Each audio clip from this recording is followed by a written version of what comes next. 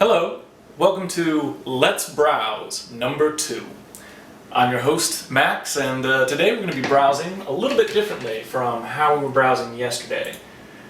So one of the pieces of feedback that I got back from my friend Ben was that he felt the show was a little too self-aware at the beginning. And that's something I'm inclined to agree with. But he also felt that the second half of the show was better than the first half. And I think the reason for that is I might have been a little bit too negative yesterday. I actually like all those websites I visited, including Reddit, which is pretty good, even though I think parts of it are not so great.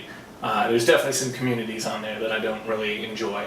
So today I've thought that it would be interesting to try a different experiment, to try and pre-browse some of the things that I looked at, and then sort of line these up so it'd be a little bit more like a guided tour than freeform browsing, which I know is not quite in the spirit of Let's Browse, but let's pretend it's like I played a game already and I'm taking you through a tour of like a level of the game that I've already played. So one of the things that I investigated was Delicious, which is a web service that I haven't used for I think almost 4 years at this point. And I remember that there used to be a pretty good bookmark saving service where you could go around and just use their little bookmarklet and save all these different websites that you looked at. So I'm going to go ahead and you can get all these links if you just go on delicious.com/maxgeiger. But I'm going to put these links in the description for the video, and we'll see how that goes. So let's take a look at some of the stuff I've been browsing. So the first thing is there's this cool webcomic called Camodad, which I found out about thanks to Casey Green's Twitter. And I thought it was pretty good. This is the comic that he linked, where there's a man and he's got these chickens that he's feeding, but he's wearing this sweet T-shirt of like an eagle wearing an American like F-15 Eagle pilot uniform and equipment, which seems pretty cool and kind of self-referential. It's this eagle dressed as an eagle pilot. And then there are a lot of other ones that are pretty good in here. I guess there's this character, Chad, spelled with a T, who's like Tchaikovsky is the joke that they make, but I'll let you find that one on your own. Oh, and there's this Dream Genie. That's pretty good too. And the really cool thing about this is I went ahead and browsed over to the Tumblr of the creator and scrolled down and was looking around and just trying to follow up on the stuff, and I found this. This is real great. I think we should zoom in on it. Oh my goodness, I almost forgot to start our timer, so let's pretend those first few moments are free. So this is real great. Apparently there's a video game called Mushroom Age, and there are many possibilities that can happen in it, including massaging history's own Socrates as he lays naked on a table and offers you encouragement in the form of anecdotes and various noises. A great game indeed. So I thought this was too good to be true, and I had to look it up. So I did a little Google search for Mushroom Age, and then found some incredible images. I guess it's a hidden object game, and they're pretty good. But I mean, this one's great right here. Socrates is telling you, "Woman, what are you doing here? I'm not dressed." And I mean, if anybody's going to complain about that, oh man, we don't want to go there. That should be Socrates. Oh man. So it looks pretty cool. There's other cool stuff going on in here. There's like a Tyrannosaurus Rex, I guess. It says his mouth needs a serious cleaning. That seems like it could be kind of funny. And so I checked it out, and BigFishGames.com has this game available for $2.99 right now. If you use the coupon, the new $2.99. Normally it's $10, which I think is a bargain for any game that lets you massage Socrates and party with Einstein. Sorry, Professor Einbach, the director of this laboratory, not Einstein, even though pretty clearly he's probably infringing on Einstein's image rights. Another cool thing, I think I got this link off of Twitter as well, is it's called Born Slippy and the Making of Star Fox. It's a Eurogamer article by Damien McFerrin, and it talks about how it's been like the 20th anniversary of Star Fox this month. I don't know maybe if it's turned 20 just yet or if it just turned 20. But it talks about the development of Star Fox, which I remember being a really good game for the SNES, and a little bit about what happened to the development team, and I don't know, let's take a look. Like, some cool stuff and some stuff that Dylan Cuthbert's been doing. He's a dude behind Q Games, which is a cool company. Definitely check him out if you hadn't heard of him. So yeah, I'm going to look forward to reading this later, but this is a good browse find. Next thing I got for you is this video where Dustin Hoffman apparently had a sad experience that many women have when he was trying to get Tootsie made. Mauritius Joe. Oh my goodness! Oh, it's so loud. So Mr. Hoffman decided to do a makeup test to try and convince the studio executives to make the movie, and they made him look, as much like a woman as they could. And then he said, "What's the matter, guys? I want to be a really pretty woman." And they said, "Well, that's it. That's as good as you get." And Dustin Hoffman realized, "Oh, I hate it when websites do this. This is really terrible. I just wish everyone would stop these pop-ups that show up on top of websites. They really just ruin your browsing experience." And it's usually that you can just press escape and get out of one of these, but this one you actually have to click on it. It's not going to show us that again. But apparently, so the makeup team made Dustin Hoffman into a lady, and he didn't think he was the most attractive lady he could be, and he wanted to look better, but what they told him was that that's as good as it got. And then he realized that that's a bummer for many women, and that he is an interesting person who is not necessarily an attractive woman, and that there must be lots of women who feel like they should be more attractive, who are interesting people, who we probably discount in society. And then I guess he went home and he cried. And I think he's a pretty cool dude. I had a tweet a while back about how I wish I could videotape Dustin Hoffman doing skateboard tricks in his backyard. We'd call that movie The Raduate. I think it'd be pretty good. I'm still not over that joke yet. So it's a good one. You should definitely check it out because he tells the story a lot better than I did. And then going along with that, there are a fair number of people in like my Facebook feed and on Twitter who I follow who are interested in issues of gender. I thought this was a very interesting article. It's about the danger in demonizing male sexuality, and it's talking about some problems of how there's this predator-prey model of sexuality where men are perceived to be predators, and how a lot of culture is to blame for that, but the problems that causes both for men and women. And it linked to this other pretty good article called "Can Men Write About Sex Without Sounding Like Douchebags?" Which is pretty good, but it gets into some not safe for work language on the second page. But it's interesting. It talks about how a lot of cisgender men can't necessarily write about sex without sounding like jerks. Most successful male sex writers these days are more on the queer spectrum of things.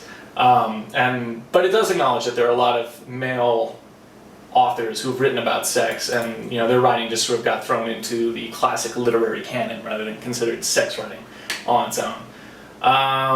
Okay, moving on. So the Molly Jam Do was 2 weeks ago, and there's a pretty good article on Gama Sutra, which is a great place for games news if you want to look it up, by Brendan Sheffield, where he sort of talks about what went right and what went wrong. And then you can go onto www.mollyjam.com/games, and you can see all the games that these people made celebrating Peter Molyneux quotes. Well, I think it was actually Peter Molyneux quotes this time instead of Peter Molyneux. So these are definitely going to be worth a check out, or at least a browse through a little bit later on. I mean, I'm loving a lot of these titles, like Royalty Simulator 2013, Time Code, War Chat, Peter Needs a Pint, Emotion, Harassing the City, Acorns Get, Don't Mash It, Best Friend. I mean, these are some really great names, and they look like they might be fun games for games that were made in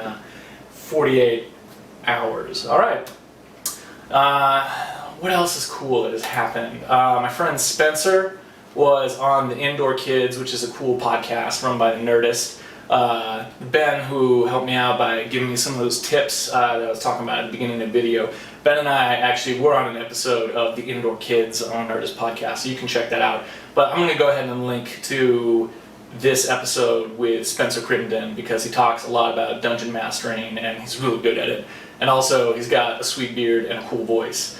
And then a little bit, this is Spencer's YouTube channel, which you can check out if you want to know a little bit more about the man behind the myth, which is real good.